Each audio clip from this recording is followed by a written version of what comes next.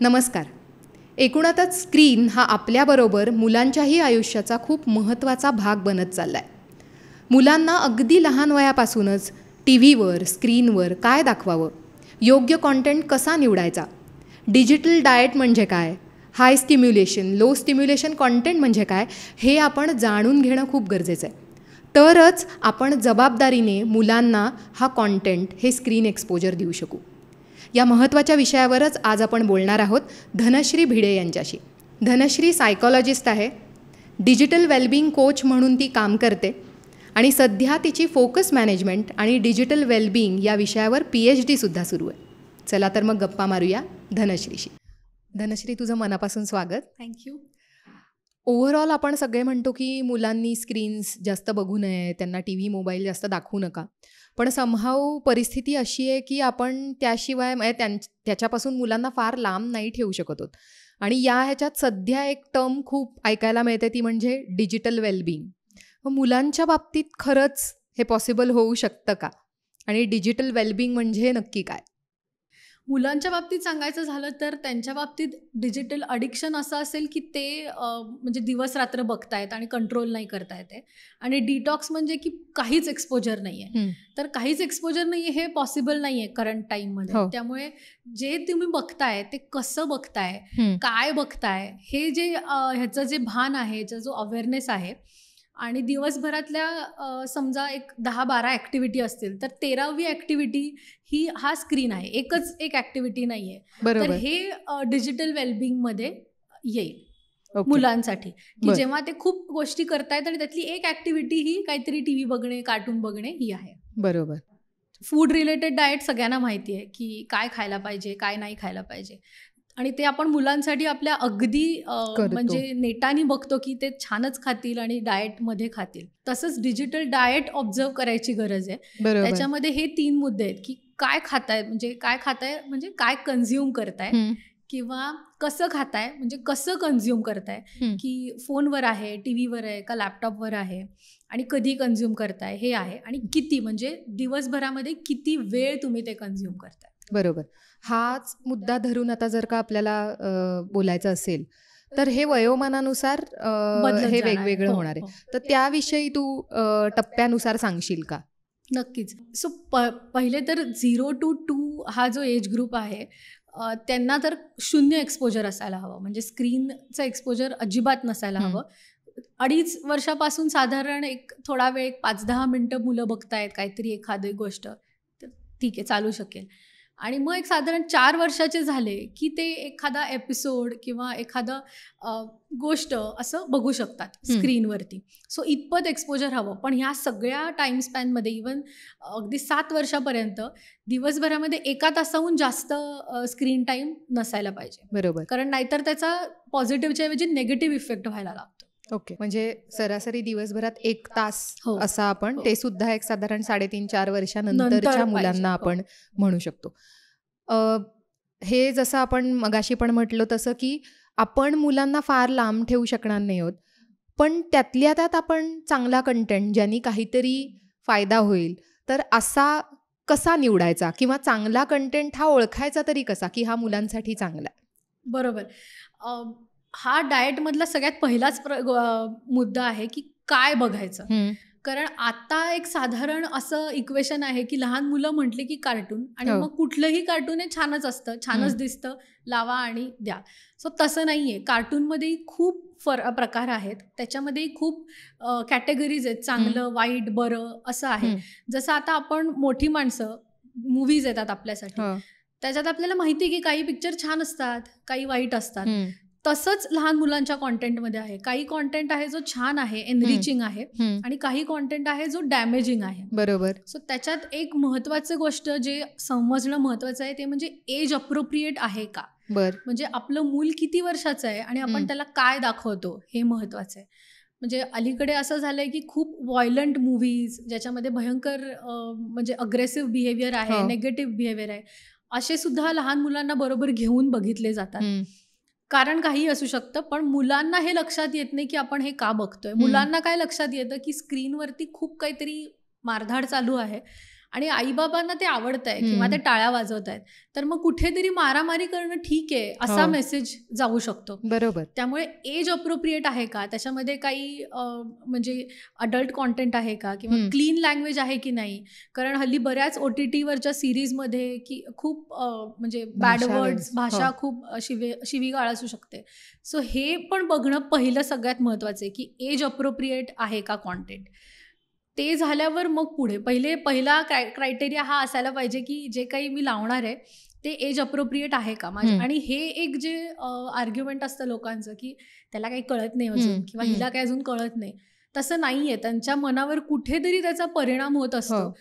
त्यामुळे जे काही त्यांच्या समोर बघाल हे त्यांच्या वयाला अनुसरून असायला पाहिजे. बरोबर. याच्यामध्ये युजली मुलांना कार्टून्स दाखवण्याचं प्रमाण जास्त आहे, तर त्याच्यात एज अप्रोप्रिएट कुठले, किंवा अशी उदाहरणं देऊन जरा सांगशील का? नक्कीच.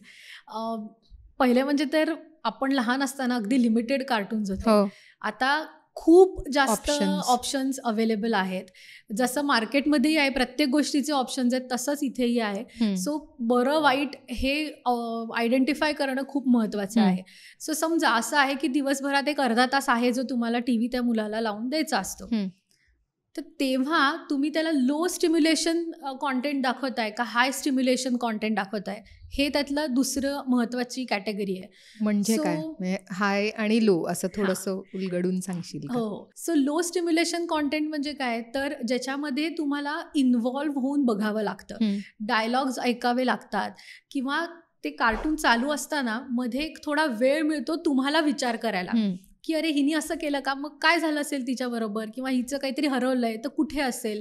हा जिथे विचार करायला मुलांना वेळ मिळतो ना, तो लो स्टिम्युलेशन कॉन्टेंट आहे. ज्याच्यात रंग असे खूप भडक नाहीयेत, खूप भडक आवाज नाहीयेत, किंवा कट ज्याला आपण म्हणतो ते खूप फास्ट नाहीयेत, एक ठहराव आहे त्याच्यामध्ये. बरोबर. ते लो स्टिम्युलेशन आहे. आणि हाय स्टिम्युलेशनचं एक एक्झाम्पल द्यायचं झालं तर न्यूज चॅनल्स जे असतात ते सगळे हाय स्टिम्युलेशन असतात, की प्रचंड आवाज, खूप व्हिज्युअल नॉईज आणि सगळा केऑस, की नक्की मी कुठल्या बातमीकडे बघू आणि कुठल्या कोपऱ्यात बघू हे. सो हा जो जिथे फॉर्म्युला येतो ना, तो हाय स्टिम्युलेशन कॉन्टेंट आहे. बरोबर. सो एक एक्झाम्पल द्यायचं झालं तर मुलांमध्ये पॉ पेट्रोल नावाचं कार्टून खूप पॉप्युलर आहे. तर ते खूप हाय स्टिम्युलेशन आहे. हाय स्टिम्युलेशन का, तर त्याच्यात सतत हेच आहे की ते कोणाला तरी कुठेतरी पळतायत, रेस्क्यू करायला चाललेत, कुठून तरी उड्या मारतायत, मागून खूप लाऊड नॉईज आहे. तर पेरेंट्सना जर विचारलं तर ते म्हणतील की आमच्या मुलाला ना पॉ पेट्रोल खूप आवडतं, आणि एकदा लावून दिलं ना की अजिबात हलत नाहीत. सो ती वाईट गोष्ट आहे, एकदा लावून दिलं की हलत नाहीत, कारण त्यांच्या छोट्याशा त्या ब्रेनला वेळच नाही मिळत आहे, ब्रीदरच मिळत नाहीये. तुम्ही त्याला इतकं असं ते हुक ऑन करून ठेवलंय, अडकवून ठेवलंय त्याला. बरोबर. त्यामुळे तो हाय स्टिम्युलेशन कॉन्टेंट ही कॅटेगरी अवॉइड करणं गरजेचं आहे. बरोबर. आणि कसं आहे की हे फॉर्मिंग एज मधलं आपण म्हणतोय. सो एकदा जर ती बघायची सवय लागली तर शांत ठहराव असलेल्या गोष्टी बघाव्याशाच वाटत नाहीत. असं वाटतं हे काय स्लो चाललंय, काही होतच नाहीये, आणि मग ती एक इम्पेशन्स सारखा येतो की पुढे काय होणार आहे, पटकन सांगा ना, पटकन दाखवा. हा मुद्दा येतो. आता अनेक पालकांना प्रश्न पडलाच असेल की मग दाखवायचं कुठलं, म्हणजे काही एक्झाम्पल्स तू सांगशील का? सो इंग्लिशमध्ये खूप कॉन्टेंट अवेलेबल आहे, जसं की ब्लूई किंवा Bob the Builder, Llama Llama म्हणून एक कार्टून आहे, किंवा सारा अँड डक आहे, किंवा ऑसवर्ल्ड आहे, आणि अशी खूप अवेलेबल आहेत. म्हणजे तुम्ही नुसतं इंटरनेटवरती low stimulation content for kids असं सर्च केलं तर मोठी लिस्ट येते, आणि मग त्याच्यामधून तुम्ही शोधू शकता. आणि तसंच म्हणजे मराठी आणि हिंदीसाठी पण आहे, पण खूप लिमिटेड आहे. मराठीमध्ये लंपन खूप छान सिरियल आहे, किंवा आपला चिकू पिकूचा कॉन्टेंट आहे जो लो स्टिम्युलेशन आहे. सो मराठीत थोडं लिमिटेड आहे, पण इंग्लिशमध्ये खूप ऑप्शन्स अवेलेबल आहेत. बरं. यातले जे जसं तू म्हणालीस तसं की थोडे शांत असणारे आणि काहीतरी विचार करण्याचा वाव असणारे असे जे, आणि ते आपल्यालाही कळू शकतात की हे जरा जास्त होतंय किंवा हे जरा जास्त व्हायलंट पण आहे, किंवा तशाने आपल्याला पण ते शोधून आपण ते दाखवू शकतो. बरेचदा आता असं होतं की टीव्हीवरच बघितला जातो कॉन्टेंट, असं नाहीये, फोनवर काही जण बघतात, काही टॅबवर बघतात आणि त्यामध्ये ऑप्शन्स दिसत असतात. सो सतत स्क्रोल करून बदलणं किंवा आता हे बास झालं मला दुसरं लाव. म्हणजे टीव्हीवर आपल्याला जसं तू मगाशी म्हणालीस तसं मोगली हा रविवारी एकदाच येणार आहे आणि तेव्हाच मला बघता येणार आहे, तसं यांना माहिती आहे की आता हा नको, आता दुसरं पर्याय आहेत. तर हे जे एका ठिकाणी बसून अर्धा तास सलग एक एपिसोड बघणं असं नाहीच आहे, सतत बदलणं हे कितपत तोट्याचं आहे? हे खूप तोट्याचं आहे, कारण ह्याच्यामधून डिलेड ग्रॅटिफिकेशन ही जी एक आपली बेसिक नेचर असतं ते कमी होत आहे. डिलेड ग्रॅटिफिकेशन म्हणजे एखाद्या गोष्टीसाठी काम करून, एखाद्या गोष्टीवर मेहनत घेऊन किंवा एखाद्या गोष्टीसाठी वाट बघून ती गोष्ट मिळणे. बरोबर. आणि त्याच्या ऑपोजिट आहे इन्स्टंट ग्रॅटिफिकेशन, जे आत्ता होत आहे की जेव्हा खूप ऑप्शन्स अवेलेबल आहेत आणि ॲक्सेसेबल आहेत. ॲक्सेस हे खूप महत्त्वाचं आहे की मला माहिती आहे की 10 गोष्टी अवेलेबल आहेत आणि त्यातली कुठलीही मला मिळू शकते. तेव्हा मुलं थांबायला तयार होत नाहीत आणि त्यामुळे पेशन्स कमी झालाय असं दिसतं. खूप पेरेंट्स पण म्हणताना दिसतील तुम्हाला की मुलांना ना हल्लीच्या पेशन्सच नाहीये. बरोबर. का नाहीये? त्याचं कारण असं आहे की त्यांना थांबणं माहीतच नाहीये. तुम्ही जरी टीव्हीवर गेलात तर त्यांना माहिती आहे हे सगळं कायम 24 तास अवेलेबल आहे, मी कधीही बघू शकतो. काही खाण्याचं हवं असेल, काही कशावरून ऑर्डर करा, मिळणारच आहे. वस्तू हवी असेल, कुठल्याही साईटवर जा, तीही आता लगेच येते 10-15 मिनिटात. त्यामुळे असं थांबायला लागणं ही कॉन्सेप्टच नाहीये. आणि त्यामुळे लो स्टिम्युलेशन कॉन्टेंट दाखवणं हे महत्त्वाचं आहे की ज्याच्यात तुम्हाला ठहराव असेल, तुम्हाला थांबावं लागेल बघायला की पुढे काय होतंय, किंवा ऐकून घ्यावा लागेल डायलॉग. हा मुद्दा तू इतका महत्त्वाचा सांगितलास, कारण खरं तर पालकांमध्येच ते खूप आलेलं, कारण आता सगळं इतकं अवेलेबल आहे की लगेच मला काहीतरी राहिलं तर मी ऑर्डर करते आणि मुलं हे सगळे बघतायत, म्हणजे आपल्यातही आहे आणि त्यामुळे ते त्यांना पण पास ऑन होतं. तर हे थोडंसं स्वतःकडे बघून काही काही गोष्टी घरापुरत्या ठरवून पण करणं गरजेचं आहे. आणि इथे म्हणजे ह्याच्यात अजून आपण काय करू शकतो, तर जेव्हा आपण कॉन्टेंट दाखवतोय तेव्हा दरवेळी कार्टूनच बघायला पाहिजेत असं नाहीये. बरोबर. त्याच्याबरोबर नॅशनल जिओग्राफिकचा एखादा छान सिरीज असेल किंवा ट्रॅव्हल अँड टुरिझमचं असेल किंवा एखादं फूड रिलेटेड काहीतरी कॉन्टेंट असेल, शो असेल, तो तुमच्या बरोबर ते बघू शकतात. बरोबर. हे जे पालकांच्या मनात एक इक्वेशन आहे ना, लहान मुलं म्हणजे कार्टून, हे पहिले बंद करायला पाहिजे. बरोबर. कारण आता ज्या रेटनी एक्सपोजर वाढतंय तर मुलांना सगळं हवंसं वाटतं, सगळं बघावंसं वाटतं. सो आपणच हळूहळू त्यांना दाखवलं तर त्याचा थोडा अधिक उपयोग होईल असं मला वाटतं. हे आपण पण थोडंसं R&D करून की हे दाखवू, किंवा मगाशी तू मला सांगताना म्हणालीस तसं की हा पॉडकास्ट आहे, हा पण आपण मुलांना दाखवू शकतो. असं वेगवेगळं व्हरायटी ऑफ कॉन्टेंट पण आपल्याला दाखवायला पाहिजे. आणि कसं आहे की डायव्हर्सिटी ऑफ कॉन्टेंटचा कसा फरक पडतो की आता मी समजा एक नॅशनल जिओग्राफिकचा एक एपिसोड बघतीये, तर काही वेळा असं असतं की एखाद्या प्राण्याची ते जस्ट लाईफ सायकल दाखवतात, त्याच्यात अशी घाई नसते, ते चाललंय हळूहळू आणि अजेंडा पण नसतो, एंड गोल काही नाहीये. बरोबर. सो त्याचीही सवय होते मुलांना की हे नुसतं मी एन्जॉय करायचंय, की हे कसं फुलपाखरू झालं आणि त्या फुलपाखरांनी पुढे काय केलं एवढंच मी बघणार आहे. त्याच्यामध्ये मी तुम्हाला सांगितलं तर गंमत वाटेल, काही मुलं सांगतात की हे जरा फास्ट फॉरवर्ड कर ना, पुढे ने ना, की काय होतं पुढे हे बघूया. हे जे आहे ना, हे वाट बघायची इम्पेशन्स आहे. बरोबर बरोबर. याच्या बरोबरीने बऱ्याचदा असं होतं की हा कॉन्टेंट दाखवताना कुठल्या डिव्हाइसवर दाखवावा असं सजेस्ट करशील? हा खूप छान प्रश्न आहे, कारण हल्ली फोन खूप इझिली ॲक्सेसिबल असल्यामुळे दिला जातो मुलांना. पण शक्यतो एक 5-6 वर्षापर्यंत तरी फोन नका देऊ. म्हणजे टीव्हीवर दाखवा त्यांना काय बघायचंय ते, पण ॲज फार एज जेवढा स्क्रीन मोठा ना तेवढं चांगलं. बरोबर. कारण ते जितका छोटा स्क्रीन तेवढं त्यांचं ते फोकस आणि डोळ्यांना कॉन्सन्ट्रेशन सगळं ते तेवढ्या ह्याच्यावर लिमिटेड होऊन जातं, ताण वाढतो. आणि फोनचा अजून एक प्रॉब्लेम आहे की कुठेही तुम्ही गेलात तरी ॲक्सेसेबल आहे. टीव्हीचं असं नाहीये, टीव्ही घेऊन तुम्ही फिरू नाही शकत. त्यामुळे तुम्ही एक ज्या हेल्दी हॅबिट्स असतात स्क्रीनच्या त्या लावताना असं सांगू शकता की आपण आता कुठेतरी बाहेर आलोय ना, तर टीव्ही इथे नाहीच आहे, त्यामुळे इथे जे आहे त्याच्याबरोबर खेळ किंवा त्याच्यामध्ये तुझं मन रमव, ते सोयीचं पण होणार आहे जर ते मोठ्या स्क्रीनवर. बरोबर. अजून म्हणजे बऱ्याचदा असं होतं की शक्यतो जेव्हा न्यूक्लिअर फॅमिली आहे तर आईला काहीतरी स्वयंपाक करायचा आहे किंवा बाबा अवेलेबल नाही आहे, तर मी टीव्ही लावून देते किंवा आयदर फोन दिला जातो की मला पटपट काम उरकायचं आणि तू बघ. तर हे ठीक आहे का? म्हणजे कसं आहे की तुम्ही कसं आणि काय दाखवता ह्याच्यावरती ते चूक बरोबर अवलंबून आहे. कारण हे होणारच आहे की आई वडिलांना काहीतरी काम आहे किंवा आजी आजोबांना काम आहे म्हणून लावून दिलंय. पण तेव्हा ही पहिली गोष्ट म्हणजे त्यांना फोनवर लावून देऊ नका, टीव्हीवर लावून द्या आणि ते काय बघतायत हे तुम्हाला माहिती पाहिजे. आपण साधी एखादी 10 रुपयाची गोष्ट आपल्या मुलासाठी घेत असू तर ती पारखून बघतो. तर ज्या गोष्टींनी इतका त्यांच्या मनावर परिणाम होणार आहे तर त्याच्या आधी तुम्ही टेस्टिंग करता का, बघता का की काय सिरियल बघतोय माझं मूल किंवा काय व्हिडिओ बघतोय. एकतर टीव्हीवर असेल तर त्यांना रील्स बघता येणार नाहीत. बरोबर. म्हणजे त्यालाही वेज आहेत पण होपफुली मुलं तसं करणार नाहीत. आणि टीव्हीवरती असल्यामुळे एक लोकेशनचा बॅरियर येतो आणि काय बघतायत हे तुम्हालाही बॅकग्राऊंड मध्ये कळत राहतं.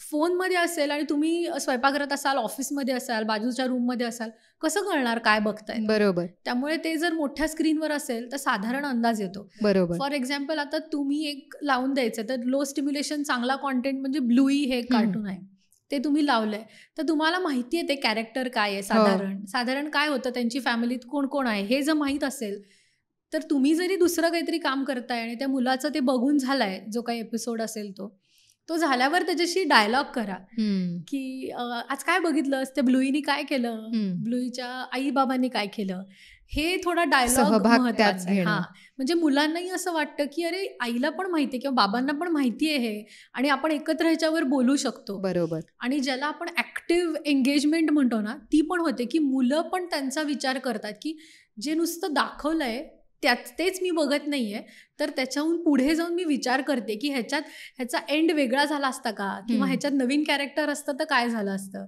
आणि ते खूप महत्वाचं आहे जे रील्समध्ये अजिबात होत नाही. रील्स हा कम्प्लिटली पॅसिव्ह कॉन्टेंट आहे. राईट. धनश्री, आपण पण लहान असताना टीव्ही बघायचोच पण ते टीव्ही बघणं म्हणजे एकत्र तो फॅमिली टाइम असायचा की एकत्र मिळून काहीतरी बघतोय. आता घरात असं असतं की बाबा वेगळं बघतोय, आई वेगळं बघते, मूल वेगळं बघतोय. तर हे असं वेगवेगळं बघणं जे आहे त्याचा काय परिणाम होतो? हा खूप छान प्रश्न आहे. कारण खूप लोकांचा एक असा समज असतो की पूर्वी न्यूजपेपर होते, पुस्तकं होती, मग टीव्ही होते. सो माणसाला ही सवयच आहे की काहीतरी कशात तरी एनग्रॉस्ड राहायचं किंवा मग्न राहायचं. तर तसं नाहीये. कारण आत्ताचा जो मीडिया आहे त्याच्यात फरक हा आहे ऍक्सेसचा आणि एक्सपोजरचा. अनलिमिटेड ऍक्सेस आहे आणि अनलिमिटेड कॉन्टेंट आहे. बरोबर. सो आपण लहान असताना बघायचो तेव्हा जर तुम्हाला आठवत असेल की महाभारत लागलं तर सगळे एकत्र फॅमिली बसून ते महाभारत बघणार. बरोबर. किंवा अजून कुठला शो असेल तर तो सगळे एकत्र बघणार. सो त्याच्यात ही एक मजा होती की आपण ऑब्व्हियसली शो एन्जॉय करतच होतो पण जेव्हा मध्ये ब्रेक असायचा तेव्हा काहीतरी सोशल इंटरॅक्शन व्हायचं, काहीतरी खाल्लं जायचं, गप्पा मारल्या जायच्या आणि तो एक फॅमिली टाइम असायचा एकत्र. बरोबर. अगदी. आता प्रॉब्लेम असा आहे ना की प्रत्येकाच्या हातात त्यांचं स्वतःचं डिव्हाइस आहे आणि थोडंसं एक असं नरेटिव्ह सेट होतंय किंवा मुलांना मेसेज मिळतोय की मीडिया आणि कॉन्टेंट ही माझं गोष्ट आहे, माझं विश्व आहे. बरोबर. आणि मग त्याच्यात असं होतं की मग टीनेजर झाल्यावर किंवा थोडं मोठं झाल्यावर आईबाबांना काही क्लूच नाहीये की मुलं काय बघतायत. हा मोठा फरक आहे. आणि कॉन्टेंट तू म्हणालीस तसं की मोगली रविवारी एकदाच येणार आहे त्यामुळे त्याची मजाही तितकीच होती. बरोबर आहे. आपण वाट बघायचो की रविवार आला आता मोगली बघायचं. राईट. आता कसं आहे मला माहिती आहे मी कधीही वाटलं तरी बघू शकते, कधी वाटलं तरी आहे. त्यामुळे तो म्हणजे ती जी एक उत्कंठा म्हणतो ना आपण ती नाहीच आहे. बरोबर. आणि एकत्र एक्सपिरियन्सही नाहीये. त्यामुळे ॲज फार ॲज पॉसिबल मी नेहमी म्हणते पेरेंट्सना पण की एखादा दिवस ठरवा आठवड्यातला जेव्हा एकत्र मिळून तुम्ही मूवी शोधा. असं नाही की मी हा मूवी शोधला आणि आज सगळ्यांनी बघायचा आहे. एकत्र ठरवा, वोटिंग करा आणि मग तो बघा एकत्र. आणि सगळ्यात महत्वाचं म्हणजे मूवी झाल्यावर त्याच्यावर छान गप्पा मारा की कुठलं कॅरेक्टर तुला सगळ्यात जास्त आवडलं किंवा कुठलं गाणं आवडलं किंवा ह्याचा शेवट अजून वेगळा काय होऊ शकला असता. ही जी एक त्यांच्या विचारांना, इमॅजिनेशनना चालना देणं आहे ना हे खूप महत्वाचं आहे. आणि तेव्हा आपण थोडंसं त्यांना डिरेक्शन देऊ शकतो की एखादा कॅरेक्टर जर वाईट वागत असेल तर आपण म्हणू शकतो की अगं हा एवढा छान वागत नव्हता ना, तुला काय वाटलं. मग ती मुलं सांगतील की मला पण असं वाटलं किंवा त्यांचा काहीतरी वेगळा टेक असू शकतो. राईट. सो हा एक डायलॉग होणं खूप महत्वाचं आहे. बरोबर आहे. आणि त्यातनं जी मजा आहे ती वेगळीच आहे एकत्र बघण्याची. आणि तू म्हणालीस तो मुद्दा खूप महत्वाचा की नाहीतर मग लहान वयातच कळतं की माझं मी बघणार आहे, हे माझं आहे असं मुलं सांगतात. माझं मी किंवा तू बसू नकोस माझ्या शेजारी असंही पुढे ते होऊ शकेल की माझं मी बघतोय असं आणि मुलांचं एक कायम ठरलेलं तुम्हाला कॉमन एक वाक्य दिसेल की आई आता तुमचं झालं आता माझं हो लावणार. हो हो म्हणजे त्यांच्या मनात हे ऑलरेडी तयार झाले की तुझं काहीतरी वेगळं वेगळं आहे, आहे. माझं काहीतरी वेगळं आहे. बरोबर. सो हे नकोय आपल्याला. एकत्र आपण बघून मिळून काहीतरी बघू शकतो असं असं सेट पाहिजे. आणि करायचं. असे खूप मूवीज आहेत, असा खूप कॉन्टेंट आहे बरं का, की बरोबर. जो एकत्र तुम्ही बघू शकता. आणि एक पालकांची पण धारणा असते की मुलांचं काहीतरी आहे ना म्हणजे ते बोर असेल हो. किंवा मला वेळ वाया जातोय, असं नाहीये. मुलांच्याही म्हणजे आता काही मूवीज आहेत, हो. कुंफू पांडा असेल, अप असेल किंवा खूप छान खरंच छान खूप आहेत. सुंदर आहेत Correct. जे तुम्ही एकत्र बघून एन्जॉय करू शकता. हो खूपच सुंदर आहे. कोको सारख्या डिझनीचे हो, बरेचसे पिक्सार, सिनेमे डिझनी डेफिनेटली सगळे एकत्र मिळून बघू शकू, बघण्यासारखे एन्जॉय आहेत. करू शकू असे आणि खास मुलांना दाखवावेत असे सुद्धा हो. आहेत. आणि मगाशी आपण जे बोललो ना, लो स्टिम्युलेशन, हाय हो. स्टिम्युलेशन, ह्याच्यातला एक सिम्पल अजून सांगू का एक्झाम्पल? जी जुनी कार्टून्स आहेत ना, हां. ती लो स्टिम्युलेशन आहेत. बरोबर. कारण तेव्हा टेक्नॉलॉजीच एवढी डेव्हलप नसल्यामुळे बरोबर. ती थोडी सटलच आहेत. कारण ते खरंय. हाताने काढायला लागायचे आणि खूप बॅरियर्स होते. बरोबर, बरोबर. सो असे जुने मूवीज पण मराठी, हिंदी एकत्र मुलांबरोबर बघायला छान आहेत. नक्की. त्या निमित्ताने आपण आता विचार करूयात की हो. कुठले एकत्र मिळून बघता येतील. फॅमिली स्क्रीन हो, टाइम हो. असं काहीतरी एकत्र नक्कीच. टीव्ही टाइम असं करता येईल त्या निमित्ताने. आपण टाईप ऑफ कंटेंट विषयी बोलत होतो की काय प्रकारचे टाईप्स आहेत. त्याच्यामध्ये सध्या ना बऱ्याचदा जेव्हा आपण पब्लिक प्लेसेसवर पण बघतो आणि जिथे लहान मुलं असतात आणि मला काहीतरी काम आहे म्हणून मी मोबाईल मुलाकडे देते, खूपदा मुलं अगदी लहान वयातली सुद्धा रील्स बघताना दिसत आहेत. ते सतत स्क्रोल करतात आणि त्याच्यातला कॉन्टेंटसुद्धा खूपच भयंकर सुमार आहे. तर त्याचा काय दुष्परिणाम होतो मग हे निदान लोकांपर्यंत पोचायला पाहिजे की ते जेव्हा बघतो तेव्हा मेंदूत काय होत असतं. रील्स बघणे ही एक भयंकर गोष्ट आहे, एस्पेशली लहान मुलांसाठी. म्हणजे अडल्टसाठी फार काही चांगली गोष्ट नाही आहे, पण लहान मुलं एस्पेशली 0 to 6 मधली त्यांचा ब्रेन डेव्हलप होत असतो हो. आणि त्यांना त्यांच्या मेंदूला सतत खाद्य हवं असतं काहीतरी. आणि रील्स बघताना काय होतं, एकतर त्याचा टाइम स्पॅन खूप छोटा आहे, हो. काही सेकंदांचा आहे आणि ते पुढे पुढे येतच राहतात. हो. म्हणजे आणि त्याच्यात काय सिक्वेन्सनी येतील हेही माहिती नाहीये. सो पहिलं रील समजा असेल काहीतरी लहान मुलांच्या खेळाचं जे त्या मुलामुलीला आवडलं, त्यातलं पुढचं रील एकदम काहीतरी कुठला टीव्ही चांगला आहे, हो. नाहीतर कुठे हॉटेलमध्ये जायचं असं असू शकतं. आणि ह्या इतक्या कमी टाइम स्पॅन मध्ये मुलांना विचार करायलाच वेळ मिळत नाही. हो. त्यामुळे ते स्क्रोल हां, करताना दिसतात. आणि ते स्क्रोल करताना काय आहे तर ते इन्फॉर्मेशनवर फोकस नाही करत आहेत, हो. ते फक्त व्हिज्युअल अटेन्शन आहे त्यांचं. राईट. व्हिज्युअल अटेन्शन म्हणजे काय की जे काहीतरी हलताना दिसतंय ते बघतात. पण ही अबिलिटी खूप लहान बाळांमध्ये पण असते. हो. फिरणारा फॅन, हलणारा खुळखुळा ते बघतात. बरोबर. तर आता जी मुलं मोठी आहेत, 2-3 वर्षाची आहेत, त्यांना त्याच्याहून काहीतरी अधिक असायची गरज आहे. बरोबर आहे. पण आपण त्यांना तेच देतोय, परत रील्स देतोय, म्हणजे की ते काहीतरी चित्र हलतंय ना तर ती बघतायत. त्याच्यामधून त्याच्यात एंगेजमेंट होऊन त्यातून शिकणं काहीच नाहीये. बरोबर आहे. आणि मग ह्याचा प्रॉब्लेम असा होतो की अगेन ॲक्सेस सगळीकडे आहे आणि डिव्हाइस सेम आहे. सो कुठल्या दुसऱ्या अडल्टनी, आईनी, बाबांनी, आजी आजोबांनी, दुसऱ्या कोणीतरी काय जे बघितलंय फोनवर ते त्याच्या रिलेटेड सगळी रील्स पण येऊ शकतात. बरोबर आहे. सो कुठलंही रील त्या मुलांसमोर येऊ शकतं आणि ते एक्सपोजरच्या दृष्टीनेही डेंजरस आहे. शॉर्ट फॉर्म असल्यामुळे अटेन्शनवर खूप परिणाम होतो. बरोबर. आणि हे सगळं जे रील्स आपण बघतो किंवा अडल्ट्सनाही इतकी का हेवा वाटतो किंवा सारखं बघावंसं का वाटतं रील्स, तर आपल्या ब्रेनमध्ये डोपामिन नावाचं एक हॉर्मोन असतं, जे सेन्सेशन आलं किंवा असं काहीतरी एक्साइटिंग झालं की सेक्रीट होतं. तर रील्स बघताना ते सतत सेक्रीट होत राहतं. ओके. कारण काहीतरी नवीन आहे. आपला ब्रेन असा डिझाईन्ड आहे ना की जेव्हा काहीतरी नवीन येतं तर आपल्याला खूप छान वाटतं, आपल्याला ते समजून घ्यायचंय. आणि आपल्याकडे जर ती 10 क्षमता असेल तर ती मुलांमध्ये 100 असते. बरोबर. नवीन आलं की एक्सप्लोअर करायचं. मुलांच्या हातात काही दिलं नवीन तर ते एक्सप्लोअर करतात.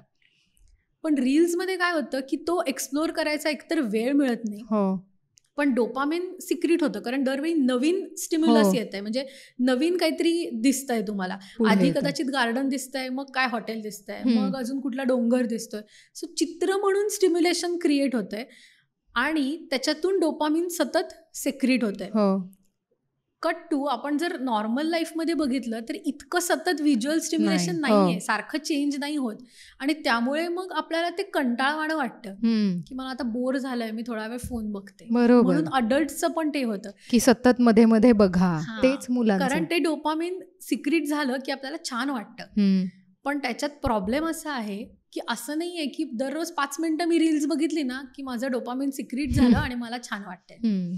आज तुम्ही जर 5 मिनिटं रील्स बघितली आणि 5 पॉइंट्सचं डोपामिन रिलीज झालं, तर उद्या 15 मिनिटं रील्स बघितल्यावर 5 मिनिटाचं डोपामिन रिलीज ते होणार. वाढत जाणार आहे त्याचं. सो ती थ्रेशोल्ड वाढत वाढत जाणार आहे. त्यामुळे अडल्ट्स पण एकदा बघायला लागले की खूप तासनतास बघतात, कारण ती जी मजा 5 मिनिटात होती ती आता 15 मिनिटं, अर्धा तास, 1 तास कळतच असं नाहीये. लागतंय. हो, बरोबर आहे. कारण आपण ती मजा शोधतोय ब्रेनमध्ये आणि ती तेवढा डोपामिन सिक्रीट व्हायला जास्त जास्त कॉन्टेंट लागतं. बरोबर आहे. त्यामुळे मग ते अडिक्शन वरती हळूहळू जाऊ शकतं. हे नेव्हर एंडिंग आहे आणि मग ते म्हणूनच Correct. आपण पण स्क्रीनवर स्क्रोल करत करत किती तास कधी जाऊ वेळ जातो शकतात. कळत नाहीये. आणि त्याला अंतच नाहीये ना कॉन्टेंटला. हो, असं नाही सतत होत की आता माझं आजचं संपला. स्क्रोल करून झालं. हो, असं नाहीये. पूर्वी जे न्यूजपेपर वाचायचे लोक 1 वाचतील, 2 वाचतील, 10 न्यूजपेपर वाचतील, त्यानंतर संपला संपला. कॉन्टेंट. हो. आता नाहीये. हे बरोबर असं आहे की तुम्ही लिटरली 24 तास बसलात 7 दिवस तरी तो संपणार नाहीच आहे कधी. बरोबर. मग ह्याच्या बाबतीत तो अवेअरनेस मोठं म्हणजे ॲडल्ट म्हणून मला पण असणं आणि कुठेतरी ते हो. थांबवणं हे खूप गरजेचं आहे. कारण कुठेतरी हे जे काही रील्स आणि स्क्रोलिंगचं जे काही मुलं बघतात ते इतर बघून आणि आपण तसं दाखवल्यामुळेच होतं. त्यामुळे तो नक्कीच.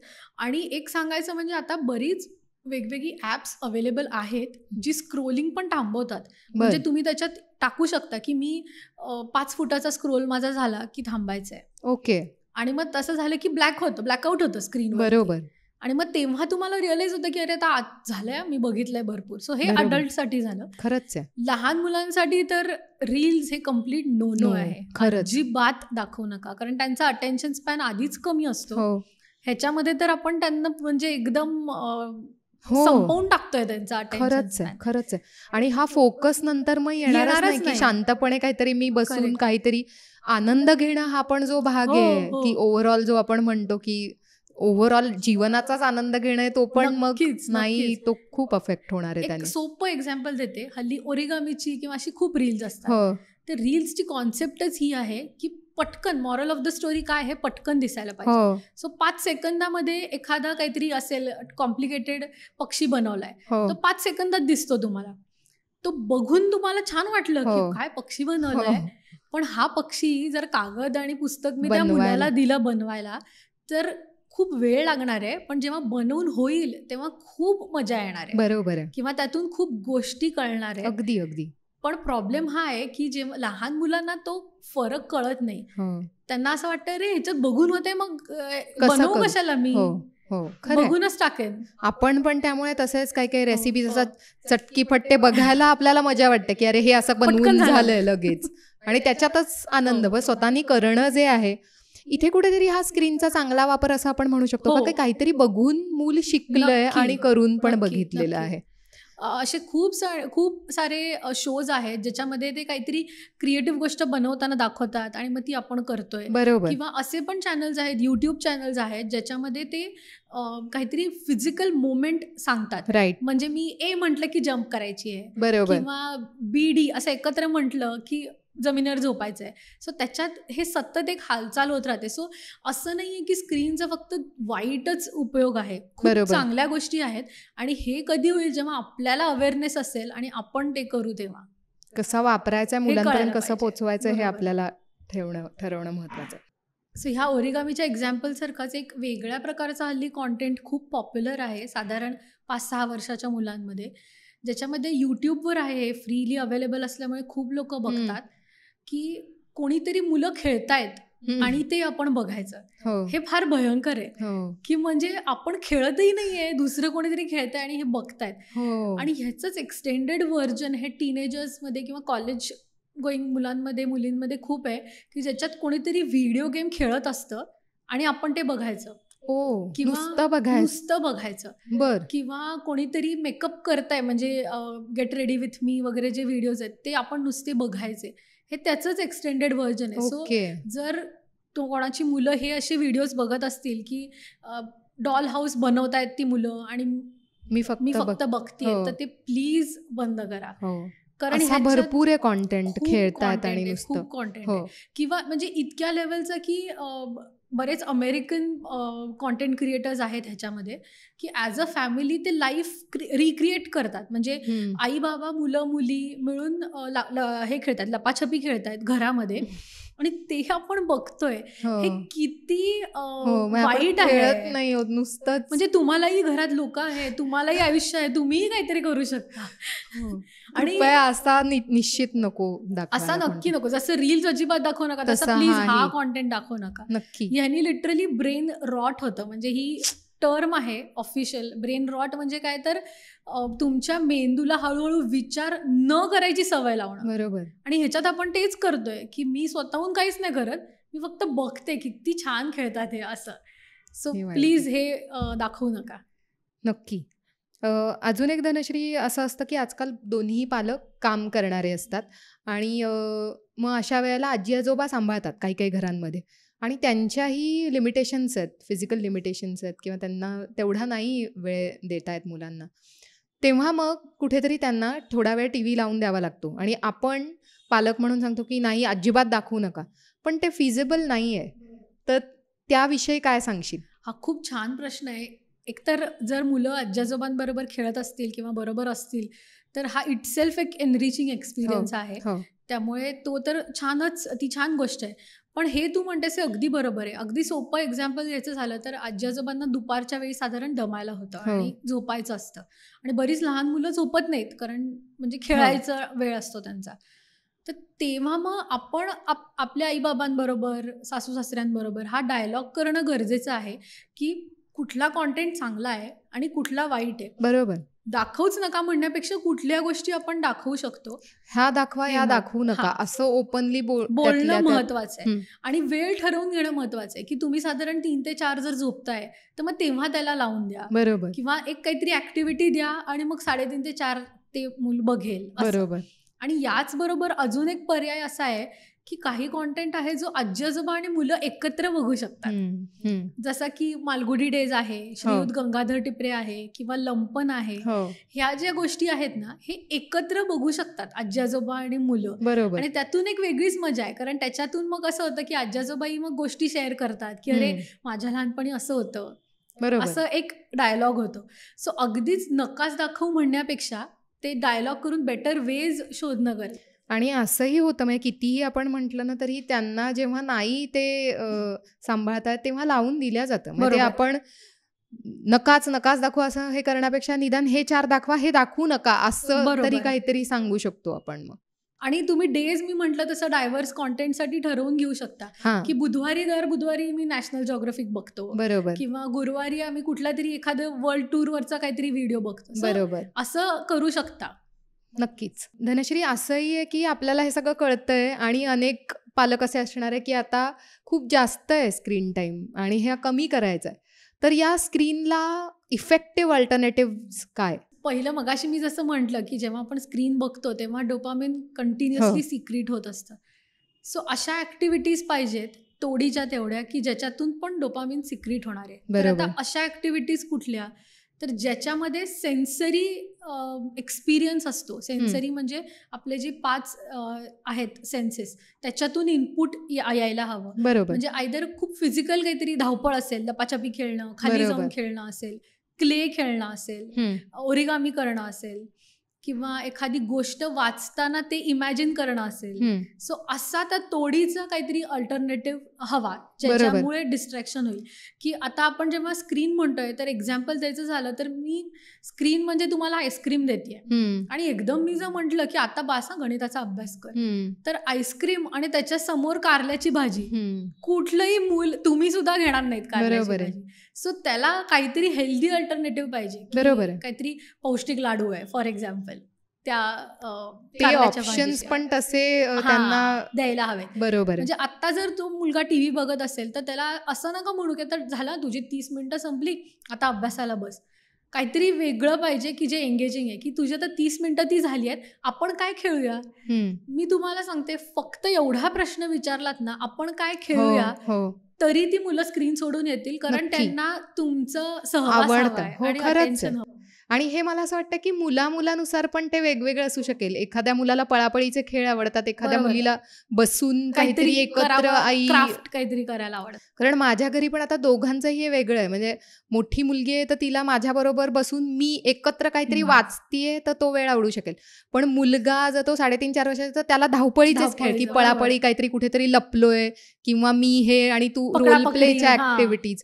तर ते तिथे आपलं ऍक्टिव्ह पार्टिसिपेशन खूप महत्वाचं आहे. महत्वाचं आहे. अजून एक छान म्हणजे नोटवर तुम्ही थांबवू शकता स्क्रीन बघणं, की समजा आज त्यांनी एक एपिसोड बघून संपवलाय, कुठला तरी एक कार्टून आहे जे बघून संपवलंय, आणि मग सवयच अशी लावायची की आता आपण त्याच्यावर गप्पा मारूया, आणि मग त्यांना कागद द्या आणि सांगा की तू तुझं काहीतरी बनव चित्र, बरोबर. किंवा तुझ्या मनामध्ये हे कॅरेक्टर कसं दिसतंय, असं काहीतरी त्यांना क्रिएटिव्ह थिंकिंग करायला लावलं तर त्याच्यातून खूप डोपामिन सिक्रेट होतं, कारण बरोबर. तुम्ही स्वतःहून काहीतरी करताय ना, एक्साइटमेंट आहे. सो तो ऑप्शन एक आहे अल्टरनेटिव्ह. यात मला असं वाटतं की हे तेवढा वेळ झाल्यानंतरचं जे आपलं त्या मुलाशी जे कॉन्व्हर्सेशन असायला हवं, कारण प्रत्येक ह्याच्यामध्ये तू त्याच्यावरच खूप जोर दिलेला आहेस की मूल टी व्ही बघतंय आणि ते नाही आपल्याला कंट्रोल होते. ह्याच्यामध्ये आपण काय करू शकतो करतोय, हे खूप बरोबर. महत्वाचं आहे. आणि त्याचा स्ट्रेस न न घेता घेता, बरोबर. आपण तू खूप छान खरं तर पर्याय दिलेले आहेत की त्यातनं माझं मी ऑफकोर्स माझं मला शोधून काढावं लागणार, कारण माझं मूल मला माहिती आहे. बरोबर. पण हे सगळं समजून घेऊन ताण न घेता त्यातनं मी काय करू शकते हे माझं मी शोधून काढू शकते, असं एकूण या चर्चेनंतर मला असं वाटतं. नक्कीच. आणि एक काय होतं, हे सगळं ऐकल्यावर ना पालक एकदम कंट्रोल घेण्याच्या भूमिकेत जातात, हो, की आता मी म्हणेन तसंच सगळं होणार. सो हे पॉसिबल नाहीये. बरोबर आहे. कुठून सुरुवात करा माहितीये का? जर तुम्ही त्या मुलाला काहीतरी टीव्हीवर दाखवताय तर रिमोट त्या मुलाकडे द्या बर. आणि तुम्ही टायमर लावा. तुम्ही सांगा हा टायमर वाजला ना की तू स्वतःहून बंद कर. बरोबर. म्हणजे त्या मुलांना एक सेन्स ऑफ रिस्पॉन्सिबिलिटी येतं, हो, जे लहान मुलांना भयंकर आवडतं. हो, आणि दुसरं म्हणजे की एक कंट्रोल, की माझं मी बंद करणार आहे, बरोबर आहे. आणि मी ही सांगते, हा सांगते म्हणून नाही तर मी माझं मी बंद करणार आहे. बरोबर आहे. हे अवघड जाईल, एका दिवसात होणार नाही, हळूहळू करा. आणि हे याबद्दल पॉझिटिव्ह बोलायचं की मला माहिती आहे की तुला टायमर वाजल्यावर तू बंद करशील. बरोबर. सो हा एक कंट्रोल त्यांना द्या थोडासा.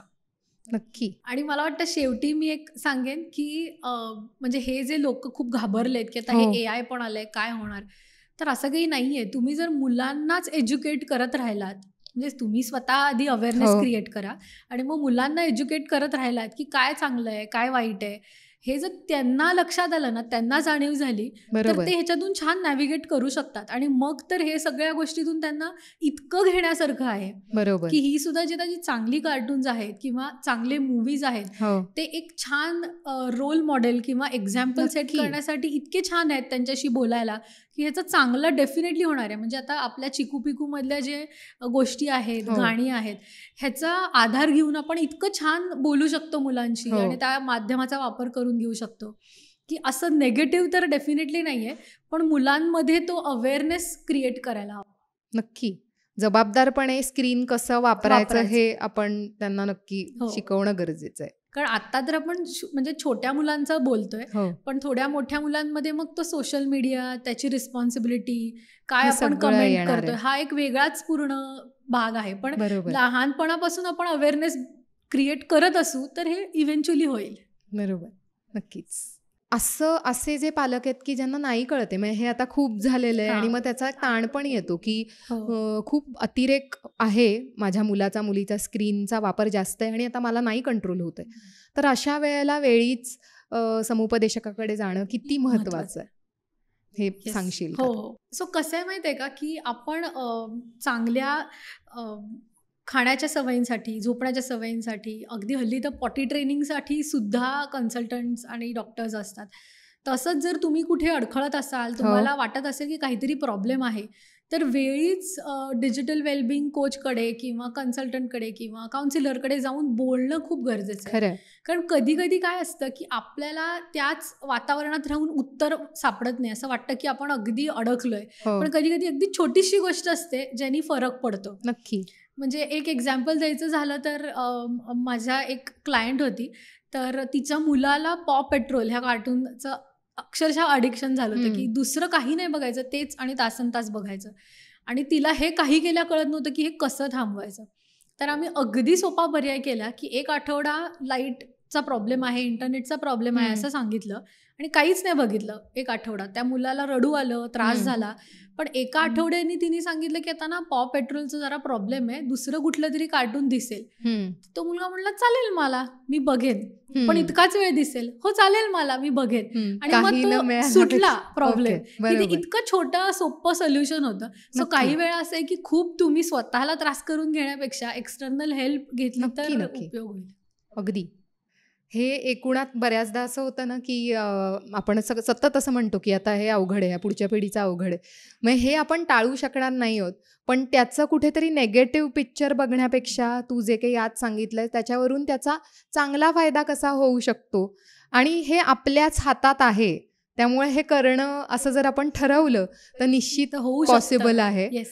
आणि आजच्या तुझ्या या सगळ्या ह्याच्यावरनं असा तो एक आशेचा किरण नक्की सापडतोय, की काहीतरी आपण स्वतःचं स्वतः शोधू आणि एकत्रित मिळून फॅमिली टाईम, इतर गोष्टी ह्या सगळ्या मॅनेज करून आपल्याला हा स्क्रीन टाईम चांगला फ्रुटफुल करता येईल.